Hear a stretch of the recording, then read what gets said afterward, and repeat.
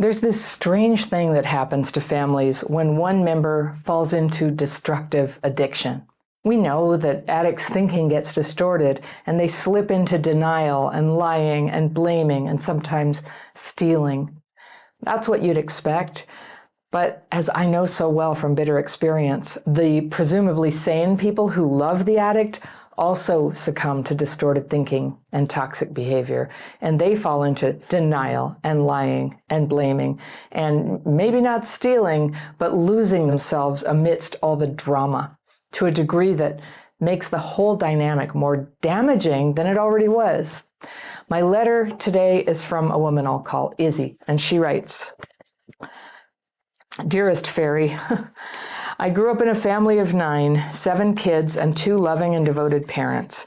I'm the middle child and often find myself in the role of the peacemaker and mediator. I don't mind the position this puts me in as a sibling. However, it does mean I often get forgotten about by my parents because I'm the responsible one." Me too. I was the responsible one. "I'm very close to my 3 sisters as well as my younger brother, who is also an adult now. My older 2 brothers have always been distant and less interested in family matters, but each to their own. My parents had a hard life, especially my mother. They both arrived in Australia during the fall of communism in Poland and married here. Their parenting styles are very relaxed, yet firm, when they need to be, and I wouldn't have had my upbringing any other way. I admire them deeply. Things started to go haywire when the 3rd brother, who was around 19 at the time, whom I'll refer to as Dean, got caught up in a terribly toxic relationship 4 years ago. He was cheated on multiple times while away serving in the Air Force, not to mention the amount of psychological and emotional abuse inflicted by her.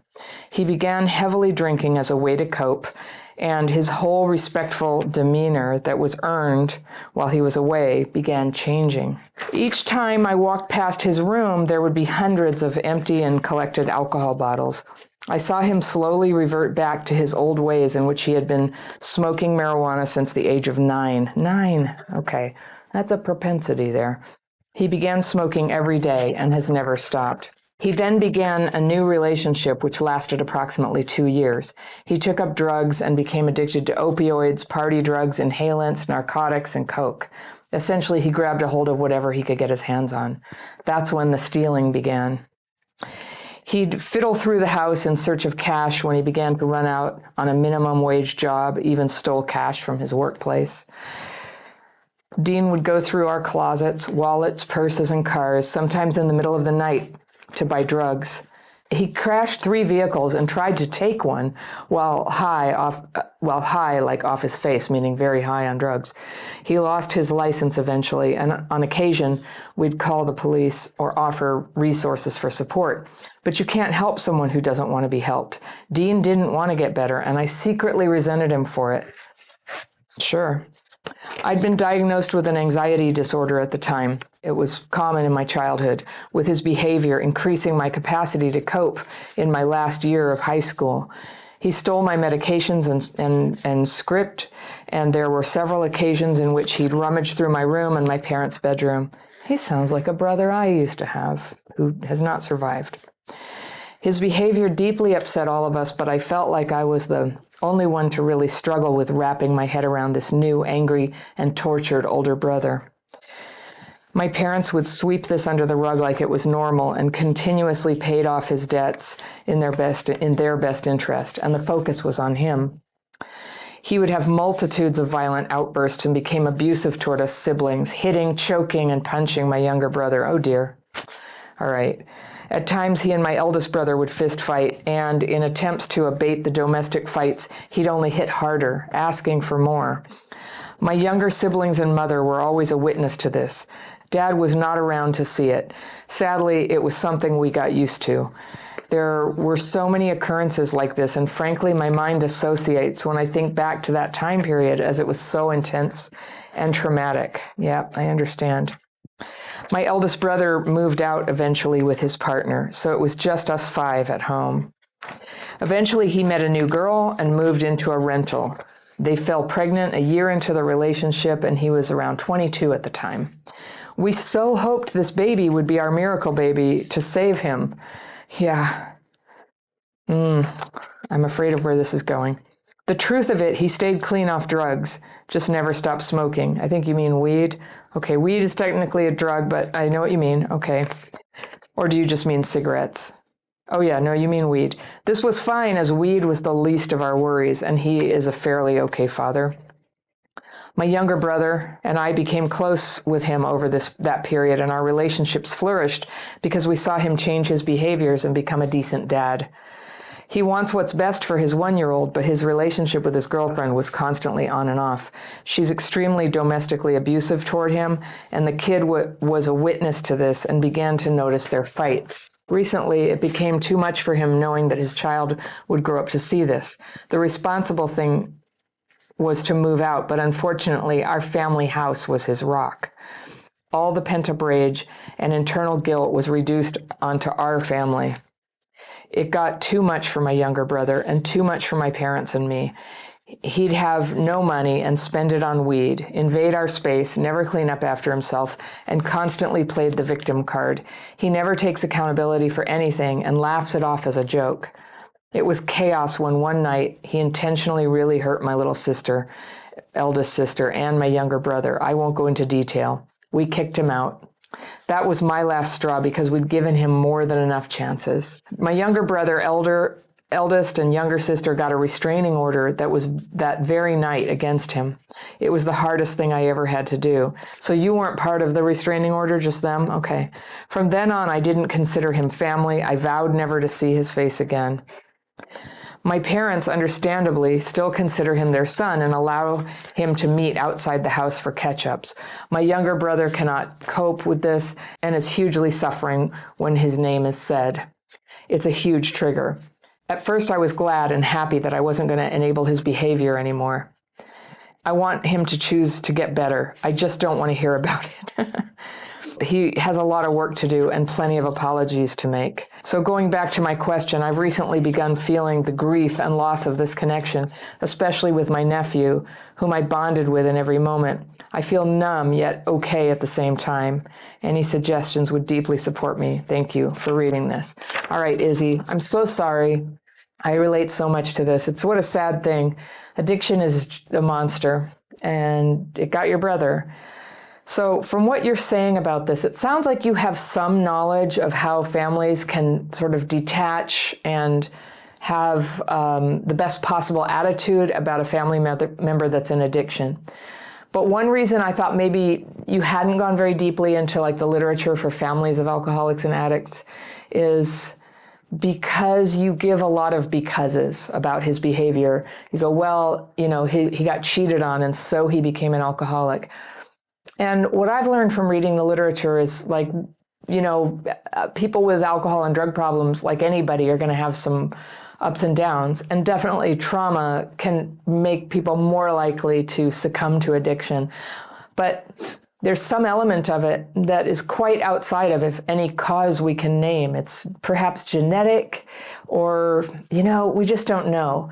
In my family, it's about 50-50. The whole extended family, about 50% of them have serious alcohol and addiction.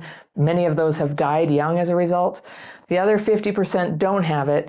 When we have the problems we have, which are considerable sometimes, you know, you're not like home free if it wasn't alcoholism and addiction, but it sounds like in your family, well, it was fairly healthy family, and you have the support of the siblings. So he ended up with the bad roll of the dice. So that would be one thing. I just encourage you to read the literature and kind of learn what is known about it. And there's some difference of opinion. Some people say all addiction is trauma-driven.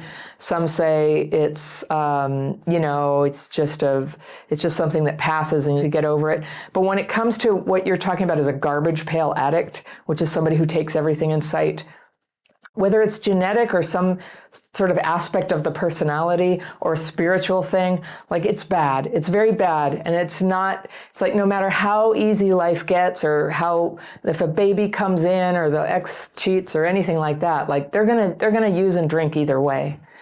And it just sounds like your brother is back in it again, whether you know it or not. I don't think people who are just smoking weed and that's working for them get as bad as you're describing in the latest chapter of this. It feels to me like there's more going on. I could be projecting because the addicts in my life, and there have been many, like they get clean sometimes or they just go to weed, or, everybody's got their version of partly cleaning up or all the way cleaning up, or trying to people please everybody so that everybody will like them again. And then the relapse comes again. I've just been through it so many times, I guess I'm a bit cynical. It's pretty hard to count on recovery in people who aren't really, really, really doing it. So it didn't sound like that. It sounded like one of those partial deals. So that means a little bit of hope is always in order. We can always hope for the best for people.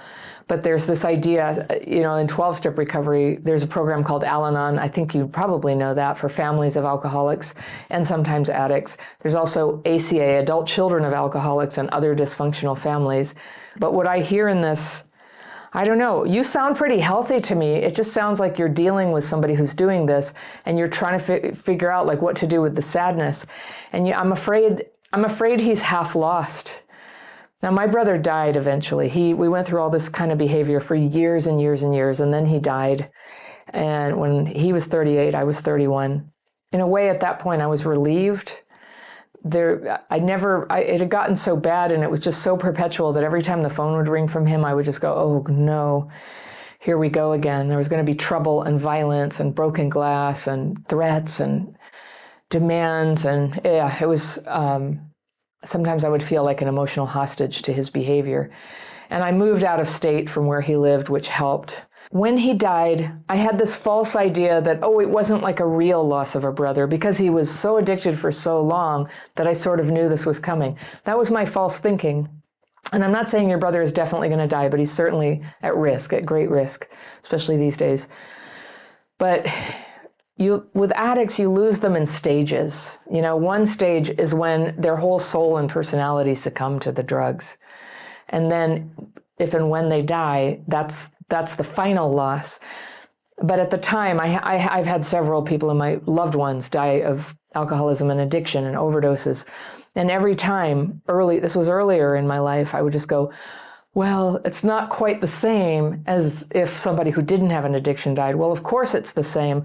It's just that the loss began while they were alive, and not like somebody who has a terminal disease.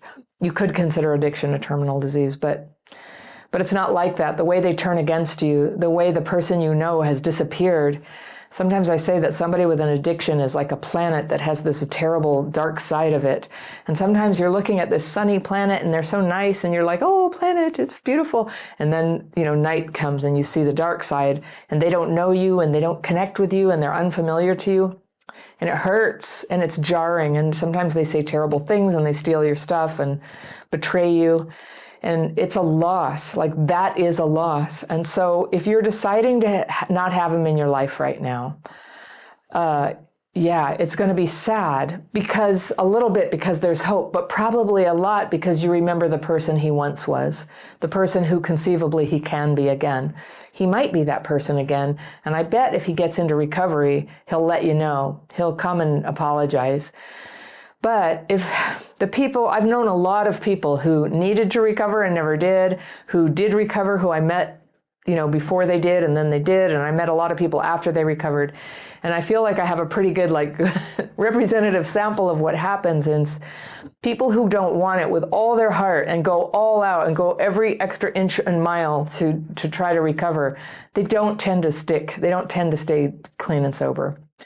It's a terrible disease like that. And some of the drugs especially, are worse than others in terms of trapping people in there.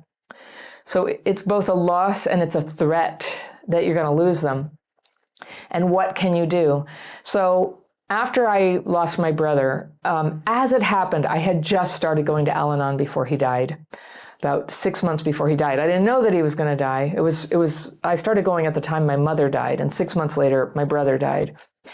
And so I didn't know he was going to die. That was, out of the blue, but not 100%, but we had connected a lot around the loss of my mom and talking about it. And her death was very related to alcohol and drugs. And So we were talking a lot about it, and I said, hey, I started going to Al-Anon. It's amazing, and I'm changing, and I'm working the 12 steps, and I have a sponsor, and, I just feel like the whole family should do it, which is what people in an early Al-Anon recovery want to do. Come on, everybody, let's do it.